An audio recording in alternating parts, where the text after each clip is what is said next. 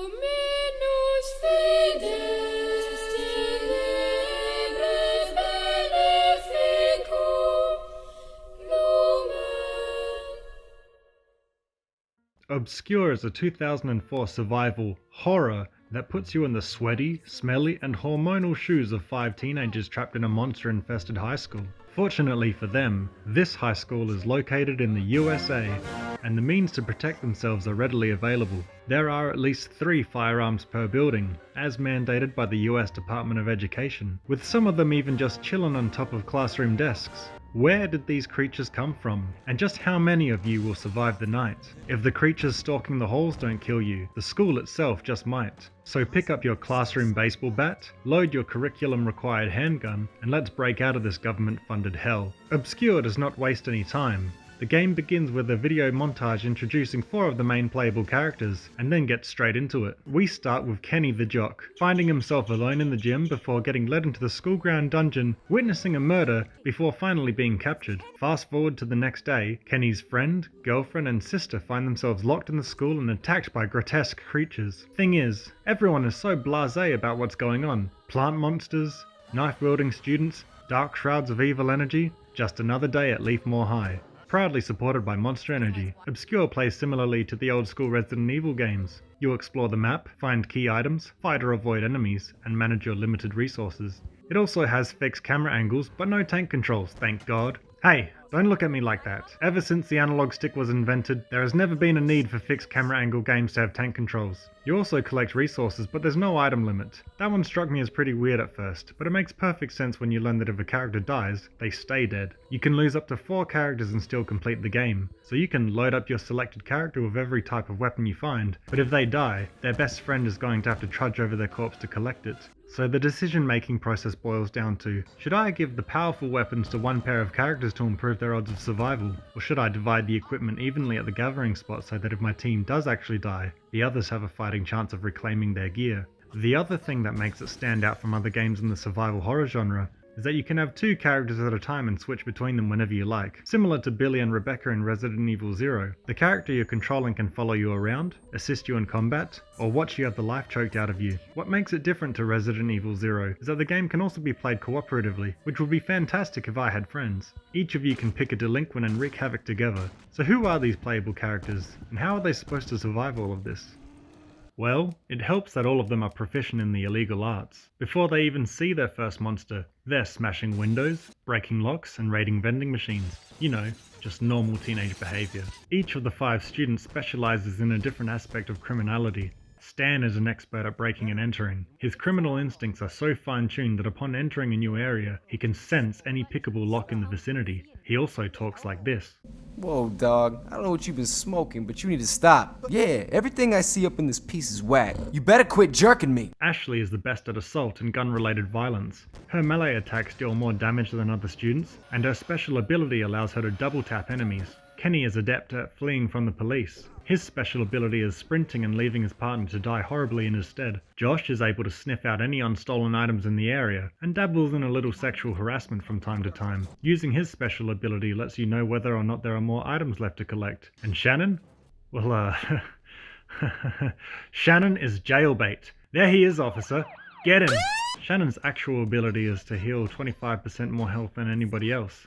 So after a hard day of breaking the law, Shannon's there to patch up the gang's injuries. Despite the special skills each character has, all of them can perform the same actions as each other. It's really just a matter of how fast they can do it. For example, every character can pick locks with the help of a spool of wire. Stan is just able to do it slightly faster. And that's kind of disappointing. It feels too risk-averse, design-wise. Clearly the developers didn't want players to accidentally soft-lock the game by not having the correct character with the right skill available, which would mean they'd have to design multiple solutions for each puzzle to account for whatever characters the player brought with them. So the logical workaround is to make all characters capable of the same basic functions, but it seems like they also didn't want to frustrate the player by having some actions take way longer if it's not that character's specialty. So now we have Shannon, the weakest character, push huge objects only slightly slower than Kenny, the muscular sports enthusiast.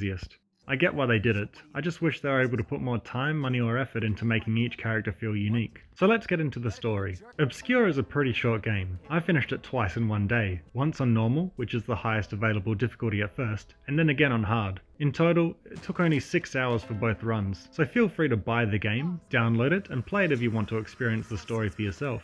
It won't take long, but if you don't have a few hours to spare and don't want to be spoiled, go here.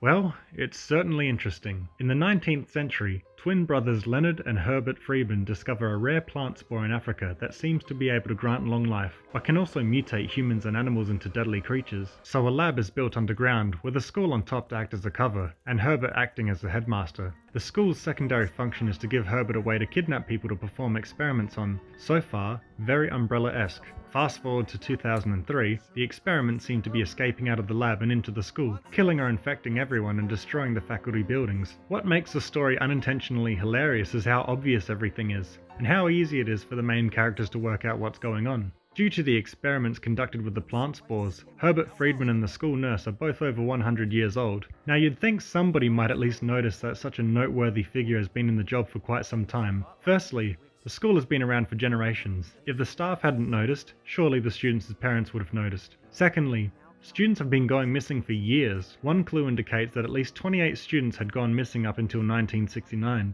Thirdly, the headmaster straight up has photos of himself dating back decades, looking exactly the same age in every single one of them. What was he thinking? The man is out of his mind. When the students find him in the library, he even tells them just to go home and come back in the morning like nothing ever happened. After some more investigating, the team find themselves all infected in the underground lab, rescue Kenny, and discover that Leonard Friedman, the headmaster's twin brother, had mutated into a massive plant man. The whole purpose of the experiments was not just to create an eternal life serum, but also to cure Leonard, whose mutations have caused him to grow quite large indeed. The game ends with Herbert dying, the teenagers killing Leonard, and gaining the cure to their infection. There are also 2 different endings depending on how many characters survive. So I must say, I was genuinely surprised by the Leonard reveal. Usually when twins are introduced in a horror, you'll find out that they've done the old switcheroo at some point. I was expecting one of them to reveal that they had been the evil twin the whole time, but in actuality, they're both equally evil.